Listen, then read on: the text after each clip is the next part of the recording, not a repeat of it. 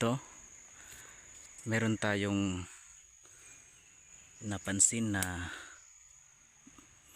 malapad na bato, para siyang square, at ang pinagtataka natin ay merong naka-engrave para siyang paa. Kailangan nating linisan ng makita ito. Meron tayong dalang maliit na tubig dun sa ibaba, medyo malayo sa creek. At meron tayong nakitang isang hiniwa na litro ng tubig. At ito parang siyang pointer, pansin ko. Mamaya kumpasan natin. Ito may mga dot, hindi malinaw kung hindi natin linisan, kaya linisan muna natin. Kunin muna natin ito para makita sa view ito ang mga kakaibang marker. So linisan muna natin, ha.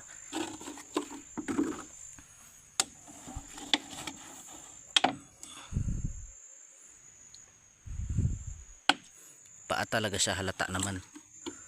Kailangan lang talaga nating linisan.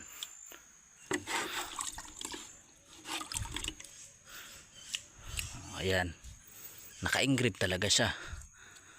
So I was excited talaga na mag-explore pa. Ang sa ganun ay makita pa natin yung mga iba pang mga karagdagang surface trail marker dito. So ito yung marka dyan. Ito,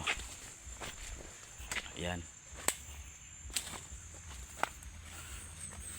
ayan, paa, hugis paa, may 5 dot.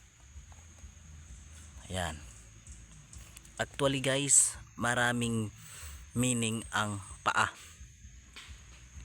Subukan nating gamitan ng kompas para makita natin yung orientation niya at makuna ng direction bearing kompas. Itapat natin yung norte sa kulay pula. Ayan, ayan.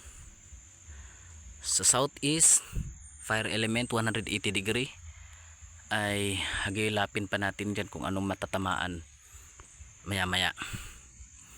Ganon din sa southeast at southwest, kasi control yung dalawa ng south. At dito naman sa north, yung control na ay northwest at northeast. Kaya tignan natin ang mga control na ito. Ayan, ayan. Southeast 135 degrees, yung pinakagitna ng 120 at 140. 135 back azimuth niya. Northwest ay 315 degrees yan. 300 sa pinakagitna ng sa kalagitnaan ng 300 at 320, 315 degrees yan, northwest. At metal element. Southeast wood element. Dito naman sa northeast 45 degree ay earth element yan. Ganon din sa southwest 25 degrees, earth element pa rin. Yung north, water element, kasi may sapa doon. Ayun, yung naririnig dyan sa ibaba. Naka-elevated to yung terrain dito, parang 45 degrees, naka-incline. Kaya marker pa din yung creek dyan. Yung pinagsuspetsahan ko dito ay yung puno dyan. Maya maya tignan natin yung tinatawag na old kamyas. Kasi according sa kapatid ng lolo ko, namatay na siya nung nakaraang taon. Sabi niya ay old na talaga yan. At wala lang talaga silang balak na maghukay dyan, kasi hindi naman lang pinanulaan na meron dyan.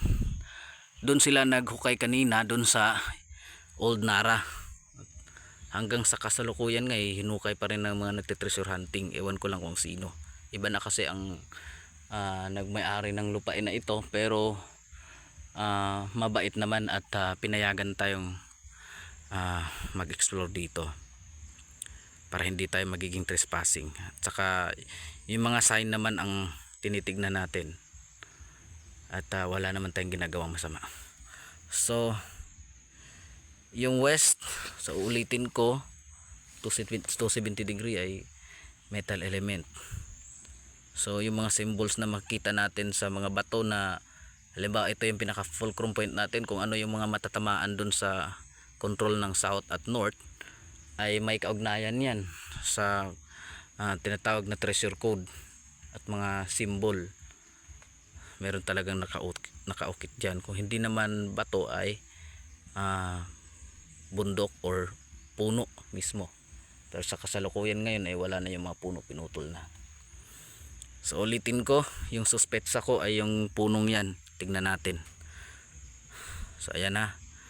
Ito hindi na talaga yan nature made, kundi man made na talaga yan mga katiyats. Ito naman ay naka 45 degrees, pero pababa na nga yan. Wala na tayong makita dyan ng mga marker kasi tinignan ko kanina. Liban dyan, yan ang suspetsa ko. Nagsasabing yung iba naniniwala na kapag 5 yung dot, 5 din yung item. Pwede naman. At minsan kasi yung dot ay nandito lang at wala dito. Walang imagine na lang ha, imagine na lang na wala itong mga dot at dito lang. Minsan ay dito at dito at dito. Kapag dito yung dot, papunta dito. Kapag dito naman, papunta doon. Ganon din dito. Ganon doon. Minsan baliktaran yung hapon, dito yung dot, papunta pala doon. Pero at least ay patumbok pa rin natin sa pamagitan ng paggamit ng compass at yung mga coordinate marker. At kung may mapa kayo sa lugar na nasa inyo, maganda na yun. Pero kung wala, ay remapping tayo pag decode. Mas maganda kapag ma-confirm na natin yung hinalaan natin, na dig site, ay gamit yung mga electronic device or yung mga scanners na high-tech na ngayon, tulad ng scanners na proton electro o proton elect, ay maganda yan sa pag-scan. Maganda ang resulta niyan. Nagdepende kasi sa gamit ng tao na nagte-treasure hunting. So tignan natin yung hinalaan natin, at least klaro na yan, hindi yan talaga gawa ng kalikasan. Marami ang meaning ng paa, pero try natin i-identify. Nakita ko yan kanina pa, sinurvey ko yung ibang paligid dyan, hinilili ko rin sa ubos pero wala naman. Tignan natin yung pinaghinalaan dyan. Cut muna natin yung video. Naman ito, daanan pa ito nila mama noon. Ayan yung old na kay Mito, kanina yung sinasabi ko sa isang part ng video. Ayan,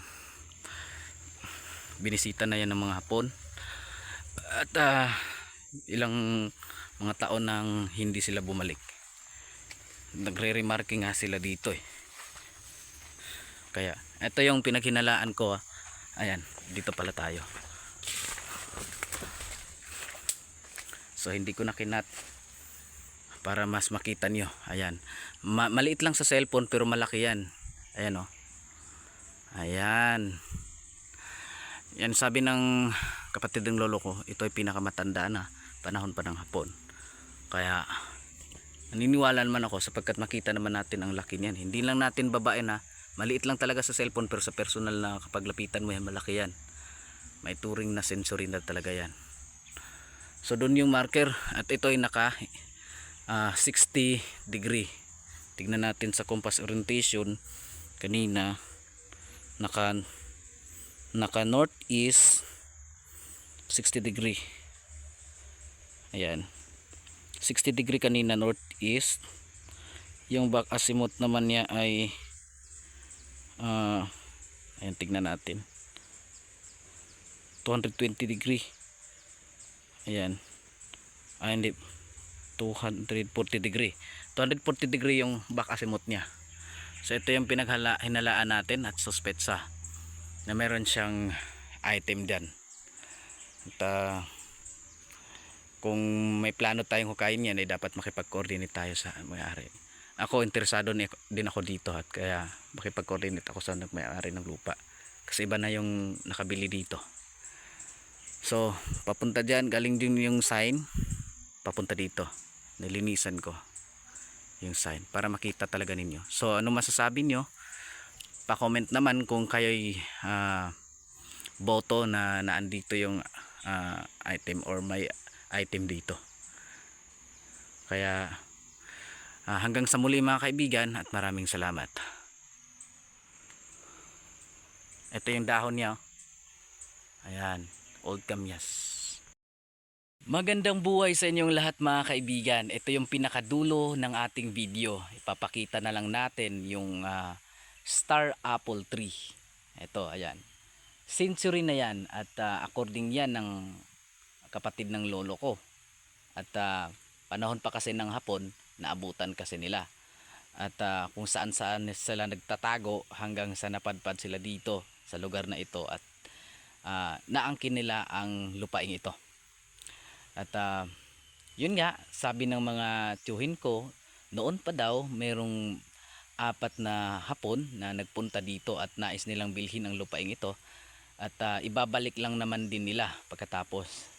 Dahil nga meron daw din silang kukunin dito sa bandang ito. Nasa malapit lang daw sa puno, ngunit malaking trabaho. So it means biglod. Malaking trabaho nga eh. So pagka star apple pala ay malaki, ewan ko lang sa ibang site. Basta dito sa Mindanao ay yun ang sabi niya sa mga Hapon, na ito ay may kargang deposito, ngunit malaliman at malaking trabaho, magastos, at kinakailangan pa ng sapat na panahon para makuha ito. Ayan o. Ayan. At ito pa nga, no, meron akong trivia lang. Sabi ng ama ng lolo ko ay meron daw siyang naging kaibigan na isang agta dito sa punong ito. At noon pa nga ay tinulungan siya na mag-araro. Pero sa panahon natin ngayon ay hindi na yan pinapaniwalaan, tila ba nalilimot na yan. Pero mabalik tayo, ito nga ay binisita na. Ngunit hanggang sa ngayon, sa kasalukuyan, ay hindi pa sila bumalik. Dati pa nga ay pinatuloy sila sa bahay ng lolo ko, at pinakain sila. At nagkakape pa nga. Nagkakape sila. At hindi pumayag yung lolo ko, dahil siyempre isa ito sa ikinabubuhay niya, yung pagsasaka, pagkokopra. Kaya makikita niyo yung mga tinanim ng lolo ko, ayan, mga niyog hanggang dun. Dun yung kanina sa bandang norte, yun yung may paa kanina. Ito ay east side, ito yung puno. Doon naman ay south, north south yung alignment ng doon sa paa at papunta doon sa may hukay. Kasi kanina may video tayo doon kanina na may hukay na nagaganap. Ewan ko lang kung meron silang nakuha. Doon yung may nara kanina, at may quick deposit sa gilid na matagal nang na-recover. So ayan o, siguro ay andito sa area na ito, ayan o, kita niyo naman malapad yan, parang na restock na yan noon pa, at binalik backfield na mga lupa yan. At hanggang sa muli mga kaibigan, dito lang muna yung video natin. At sana kung bago ka pa lang sa ating mumunting YouTube channel ay paki-subscribe naman. Maraming salamat. Pagka ganito lagi nating tandaan, may kargada ito na malaki. Kaya yung ibang mga Hapon noon pa, mga nakaraang taon, ay nagre-remarking sila sa mga niyog, sa mga fruit bearing trees. Yung iba kasi naguguluhan kung ano yung remarking sa mga niyog, kasi akala nila tad-tad lang yan ng itak. Meron naman talaga mga tad-tad yung mga puno ng niyog, yun ay mga normal. Pero kapag kakaiba na, lalong lalo na kapag positive at meron nang nagsorbe ng mga engineers para pagawa ng kalsada, at mapapansin niyo parang papunta sa bundok yung pag-ano nila, ay baka yun na nga ang hinahanap. Pero wala tayong kasiguraduhan unless na makikita natin na talagang sa mata natin ay Yamashita treasure talaga yung na-recover nila. So hanggang sa muli mga kaibigan, bye bye.